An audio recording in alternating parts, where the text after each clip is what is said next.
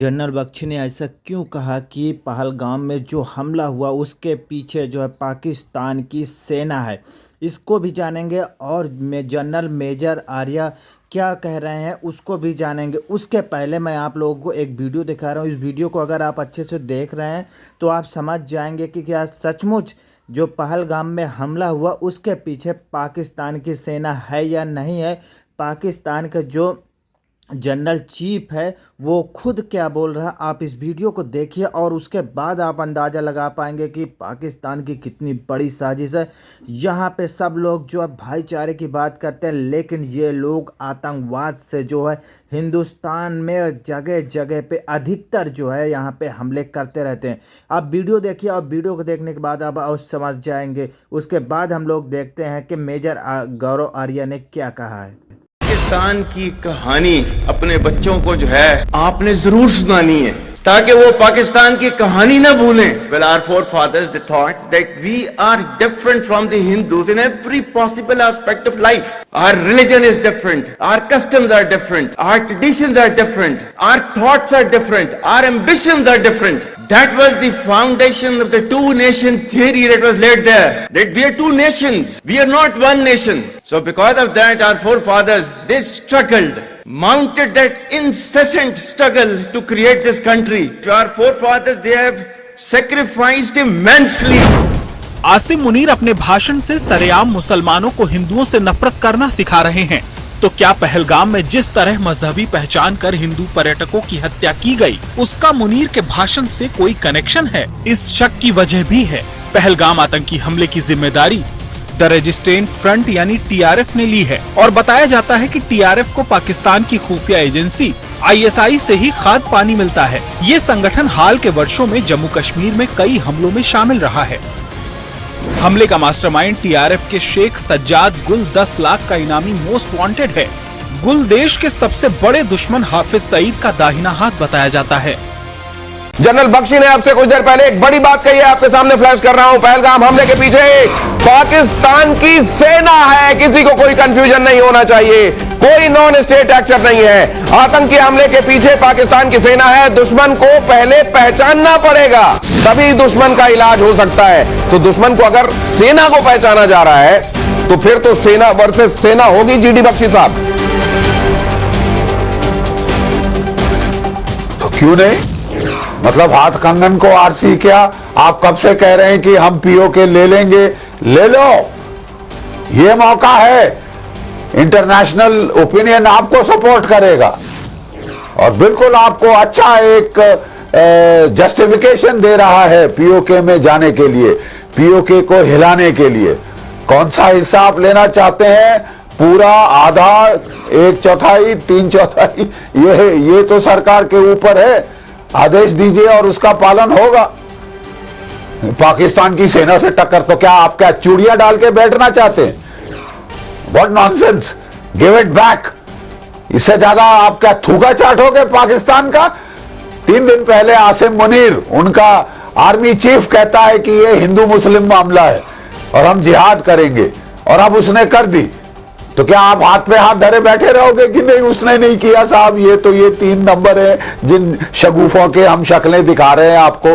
शक्लें मत दिखाइए, लाशें दिखाइए। अब शक्लें नहीं, अब लाशें देखनी है, जनरल बख्शी कह रहे हैं। और अब स्टूडियो में कुछ ही देर में प्रोफेसर कपिल कुमार भी हमारे साथ आएंगे।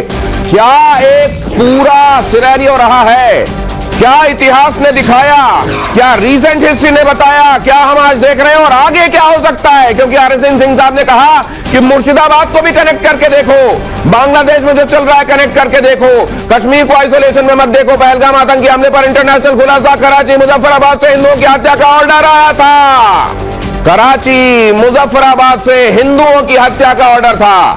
कराची मुजफ्फराबाद से आतंकवादियों को मिल रही थी कमांड, आतंकियों को पीओके में ट्रेनिंग दी गई और उसके बाद यहां पर भेजा गया। हिंदुओं को कैसे पहचानना है? जाहिर है जिन लोगों ने पैंट उतरवा कर चेक किया है उनको यह सब कुछ बताया गया था कि हिंदुओं की पहचान कैसे कर सकते हो। कलाई में कलावा देखो, माथे पे टीका देखो, अगर ये नहीं इससे नहीं समझ में आ रहा है तो फिर क्या करना है वो भी बताया गया। प्रोफेसर कपिल कुमार, बात कहां से शुरू हुई, आज कहां है, आगे क्या देख रहे हैं आप? अरे ये कब जागेंगे कि गजवा हिंद शुरू हो चुका है? कब ये जागेंगे कि जिहाद हो रही है? कौन थे विक्टिम मुर्शिदाबाद में? कौन थे विक्टिम पहलगाम में?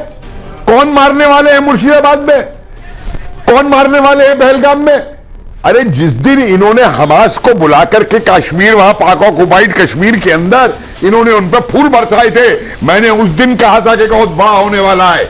जिस दिन बांग्लादेश में एक हुआ था वहां पे, उस दिन सामने आ गया था। और हम कहते हैं जिन्होंने ये किया है वो बख्शे नहीं जाएंगे। अरे करने वाला तो उनका कमांड बैठा है इस्लामाबाद के अंदर, करने वाला उनका कमांड बैठा है ढाका के अंदर, करने वाले बैठे हैं टर्की के अंदर।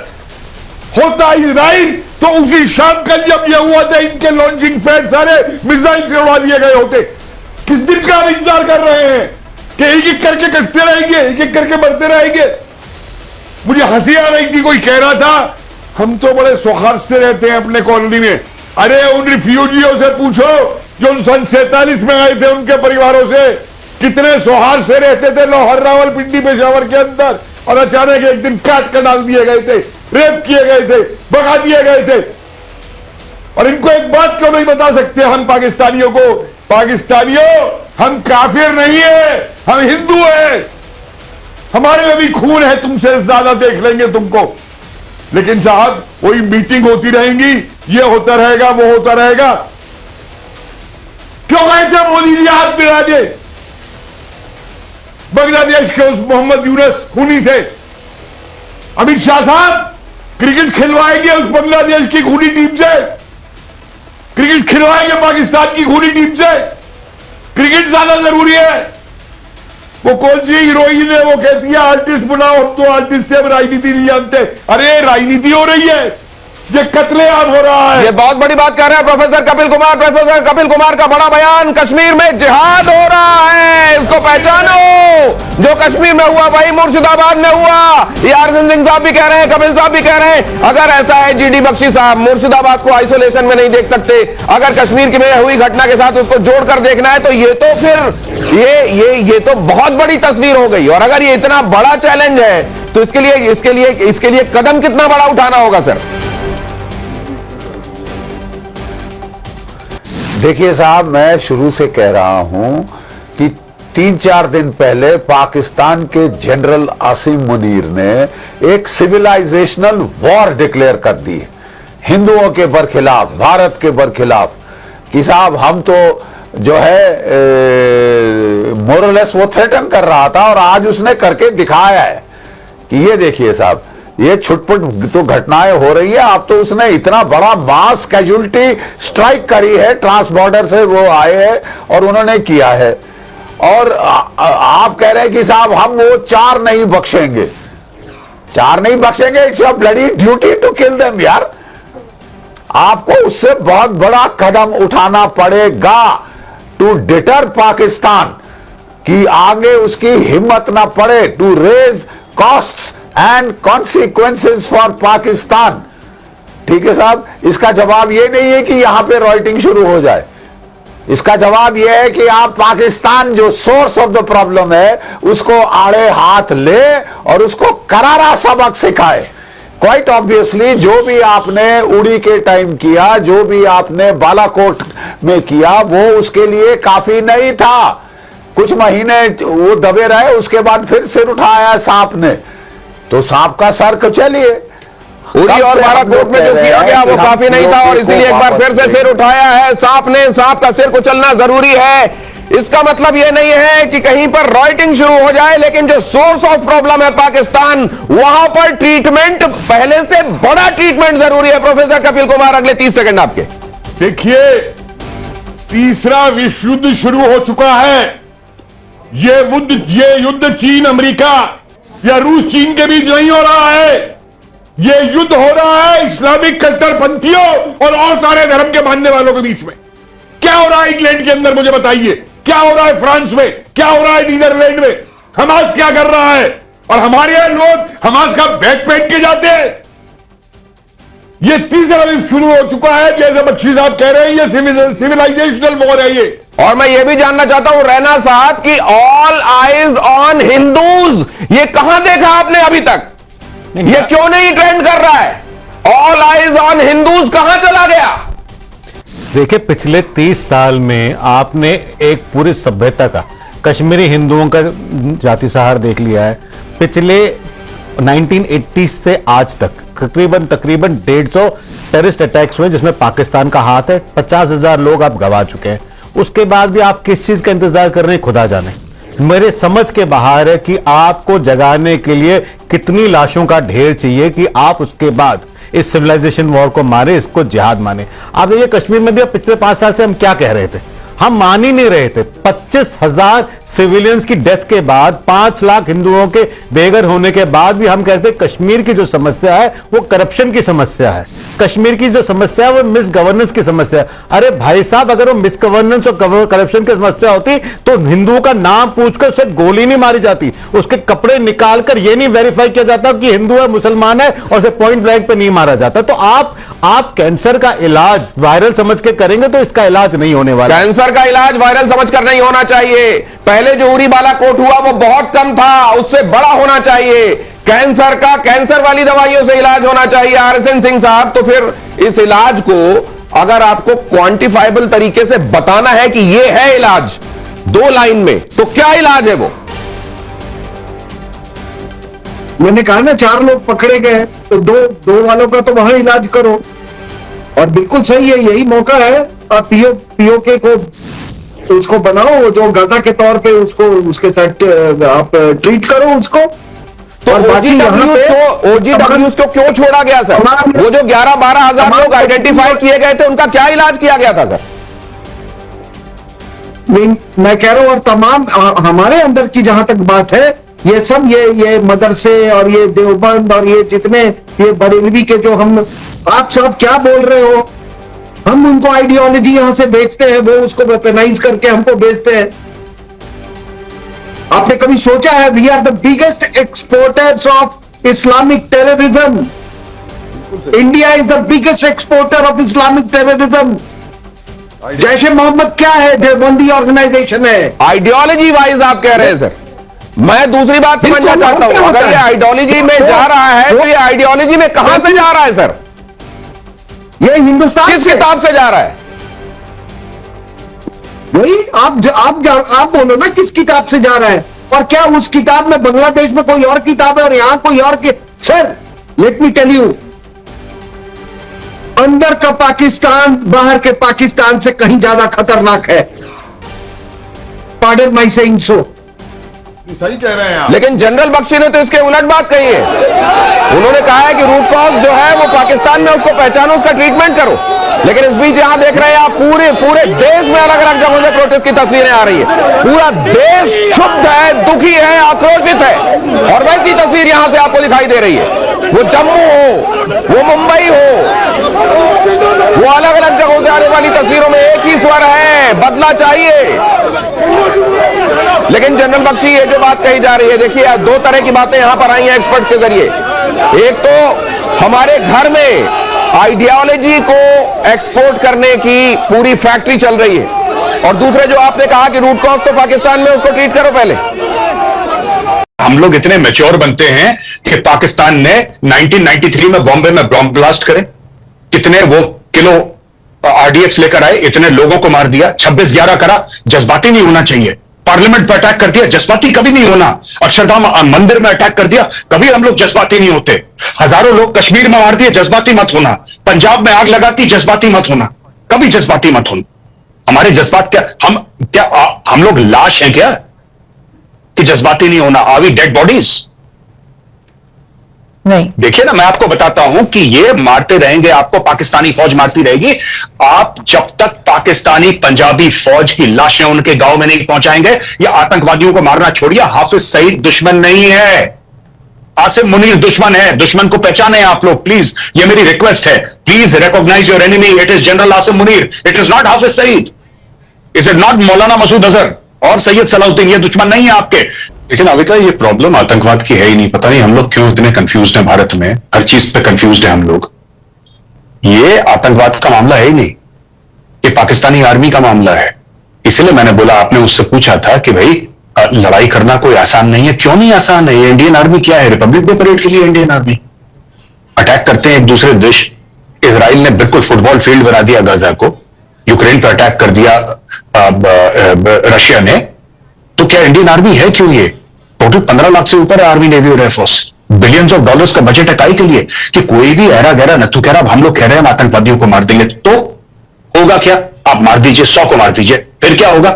100 और आ जाएंगे, 1000 और आ जाएंगे। मैं इसीलिए कह रहा हूं कि यह प्रॉब्लम पाकिस्तानी फौज की है। ये एक जिहाद के तहत काम करा जा रहा है। जब तक आप खुल के नाम नहीं लेंगे, आप आइडेंटिफाई नहीं करेंगे, आप सर काट के लाइए आसिम मुनीर का, आप अटैक करिए वहां पे। इनके पाकिस्तानी फौजी जब तक पाकिस्तानी पंजाबी फौजों की लाशें उनके गांव में नहीं जाएंगी, वहां से चीखने, रोने और बिलखने की आवाजें नहीं आएंगी, कश्मीर में शांति नहीं होगी।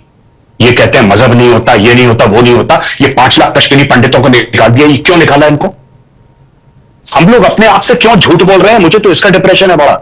We are lying to each other, और हम लोग इतने सालों से झूठ बोल रहे हैं और डेली झूठ बोलते हैं अपने आप से, ये नहीं है, वो नहीं है, इसका कवर अप क्या नहीं है। आपको पता है नाविका कि पाकिस्तानी आर्मी का मोटो क्या है? ईमान तकवा जिहाद फी सबीलिल्लाह। That is the motto of the Pakistan army.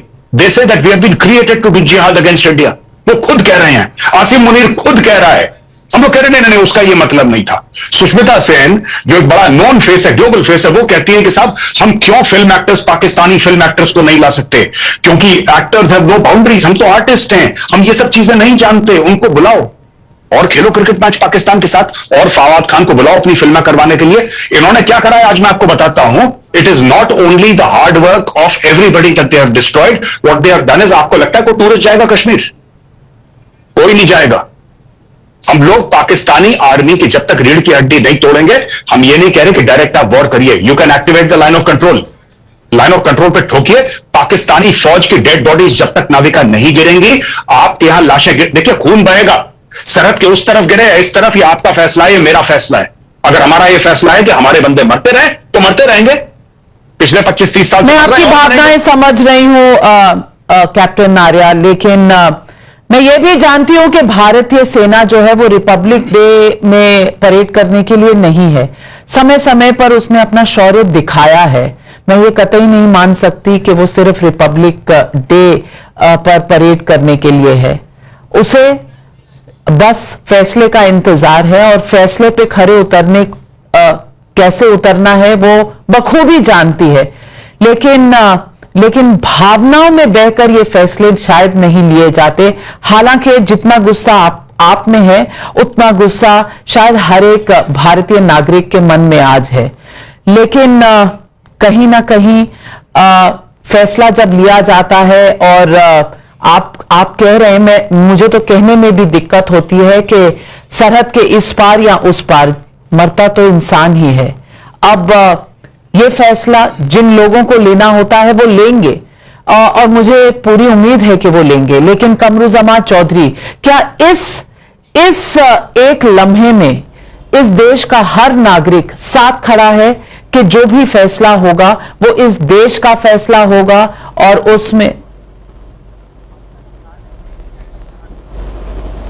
गौरव, मैं जब इंसान के मरने की बात करती हूं, मैं आपका रिएक्शन देख रही हूं, कट गया उनका लाइन। लेकिन गौरव आर्या, मैं आम लोगों की बात कर रही हूं।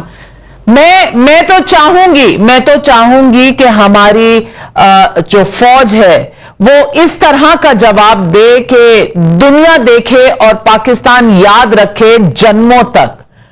लेकिन 7 पुश्तें अगर इसको याद रखेंगी फैसला, लेकिन जज्बाती होकर क्या लेना सही होगा? जी, फैसला जज्बाती होकर ही लिया जाता है। हम लोग इतने मैच्योर बनते हैं कि पाकिस्तान ने 1993 में बॉम्बे में बॉम्ब ब्लास्ट करे, कितने वो किलो आरडीएक्स लेकर आए, इतने लोगों को मार दिया, 26/11 करा। जज्बाती नहीं होना चाहिए। पार्लियामेंट पर अटैक कर दिया, जज्बाती कभी नहीं होना। अक्षरधाम मंदिर में अटैक कर दिया, कभी हम लोग जज्बाती नहीं होते। हजारों लोग कश्मीर में मार दिए, जज्बाती मत होना। पंजाब में आग लगाती, जज्बाती मत होना, कभी जज्बाती मत होना। हमारे जज्बात क्या हम लोग लाश हैं क्या कि जज्बाती नहीं होना? Are we dead bodies? नहीं। देखिए ना, मैं आपको बताता हूं कि ये मारते रहेंगे आपको, पाकिस्तानी फौज मारती रहेगी। आप जब तक पाकिस्तानी पंजाबी फौज की लाशें उनके गांव में नहीं पहुंचाएंगे, या आतंकवादियों को मारना छोड़िए, हाफिज सईद दुश्मन नहीं है, आसिम मुनीर दुश्मन है। दुश्मन को पहचाने आप लोग प्लीज, ये मेरी रिक्वेस्ट है। Please recognise your enemy, it is general Asim Munir, it is not Hafiz Saeed, is it not Maulana Masood Azhar और सैयद सलाउद्दीन। ये दुश्मन नहीं है आपके, दुश्मन है आपका पाकिस्तानी आर्मी चीफ। जब तक आप दुश्मन को नहीं, आप घास आपको काटनी पड़ेगी। नाविका मानिए आपका घर है, घर के आगे घास है, लॉन है, आप घास काटते हैं ना, इसमें घास का दोष नहीं होता, लेकिन घास कटती है, पाकिस्तान घास है। आप हर हफ्ते घास काटिए, ये अपनी औकात में रहेंगे। हम लोग चुप, हम लोग बड़े मैच्योर हैं, पता है हमें एक मैच्योरिटी है। 20 बंदे मार दिए, 28 मार दिए, कोई बात नहीं, वी आर वेरी मैच्योर। क्यों? पाकिस्तान कारगिल के ऊपर चढ़ दौड़ा, हम लोगों ने क्या बोला? लाइन ऑफ कंट्रोल पार नहीं करेंगे। क्यों नहीं पार करेंगे? पाकिस्तान के पास न्यूक्लियर वेपन्स है। क्या पाकिस्तान ने कारगिल में आने से पहले सोचा था कि इंडिया के पास न्यूक्लियर वेपन्स है? सारी मैच्योरिटी दुनिया भर की ठेका हम ही नहीं ले रखा है कि हम मैच्योर है, कल वो 50 और मार देंगे, हम बोलेंगे नहीं, वी आर वेरी मैच्योर। जज्बाती होकर फैसला नहीं लेना चाहिए हमें। कोई तो एक दिन ऐसा आएगा कि जब इतनी लाशें इकट्ठा हो जाएंगी हिंदुस्तानियों की कि हम जज्बाती होकर फैसला लेंगे। कुछ होगा ना, 1000, 2000, 10,000 मरेंगे जब यहां पे हिंदू, उस दिन हम जज्बाती होकर फैसला। कल ये 2 टके का बांग्लादेश आपको आंखें दिखा रहा है, 2 कौड़ी का बांग्लादेश, 2 रुपए की औकात नहीं है इसकी, ये आंखें दिखा रहा है। जज्बाती होकर फैसला मत लीजिए, जज्बाती होकर फैसला, that's okay, I am fine. मैं तो आपको बता रहा हूं, ये जिहादी सर पे नाचेंगे। आज ये कश्मीर में है, कल ये दिल्ली के अंदर घुसेंगे, ये बॉम्बे के अंदर दोबारा बॉम्ब ब्लास्ट करेंगे, ये मारेंगे लोगों को, क्योंकि पहले मार चुके हैं, ये इनकी फितरत है। इनके सर आपको काट के, जब पाकिस्तानी पंजाबी फौज के सर काट के आप सजाएंगे ना लाइन ऑफ कंट्रोल में, तब इनको औकात याद रहेगी। The GOC 15 corps is a special forces officer, he is from the special forces, 15 corps commander. Tell the government to task the GOC, sir चाहिए इनके, खाली कर देंगे पूरी की पूरी लाइन ऑफ कंट्रोल। क्या बात करती है, हमारे बंदे मार के। इंडियन आर्मी ऐसी नहीं है मैडम, आप एक बार आदेश दीजिए, ये तांडव करेंगे मौत का लाइन ऑफ कंट्रोल पे, पाकिस्तानी फौज को पता नहीं लगेगा मिसाइल कहां से गई, कहां से आई। हम लोग यहां पे ये सब बातें, यहां पे ये हमारे लोग मर रहे हैं। This is I mean I find it very difficult to conceive. मुझे तो समझ में नहीं आ रहा क्या है ये। बहुत गुस्सा है गौरव आर्या जी, आप में, आपके दिलो दिमाग में जो गुस्सा है, शायद पूरे देश के दिल में आज वही गुस्सा है, वही भाव है। हमें तय करना होगा। आज एक एक भारतीय वायलेटेड फील कर रहा है कि कोई भी कभी भी घुसकर इस तरह से करेगा तो क्या हम देखते रहेंगे? ये भाव हैं इस देश के, जरूर खामियाजा भुगतेगा पाकिस्तान। कब, कैसे, बस ये तय होना बाकी।